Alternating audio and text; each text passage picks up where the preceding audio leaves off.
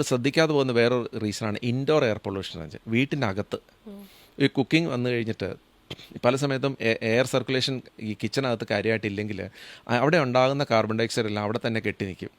ഇപ്പോൾ ഈ വീട്ടിൽ കിച്ചണിൽ വർക്ക് ചെയ്യുന്ന കുക്ക് ചെയ്യുന്ന ലേഡീസിന് അവർ ഇതേ എയർ തന്നെ റീബ്രീത്ത് ചെയ്തുകൊണ്ടിരിക്കും ഈ കാർബൺ ഡൈഓക്സൈഡ് കണ്ടിന്യൂസ്. പ്രത്യേകിച്ച് അവിടെ എക്സോസ്റ്റ് ഇല്ലെങ്കിലോ അല്ലെങ്കിൽ ജനൽ പ്രോപ്പറായിട്ട് ഇല്ലെന്നുണ്ടെങ്കിൽ ഇതുണ്ടാവും. അതൊരു മേജർ ഫാക്ടറാണ്. അപ്പോൾ ഈ വീട്ടിൽ തന്നെ 42 അല്ലെങ്കിൽ 42-45 വയസ്സുള്ള lady comes with a heart attack. അപ്പോൾ വീട്ടിലുള്ള ആൾക്കാരെല്ലാം ഭയങ്കര സർപ്രൈസ്ഡ് ആണ്.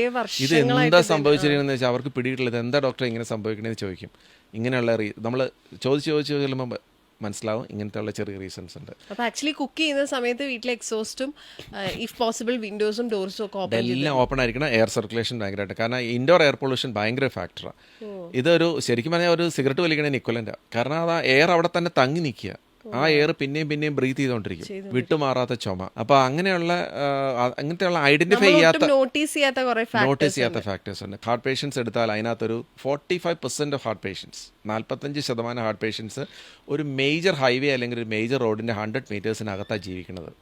20% of total death in the world is happening due to air pollution.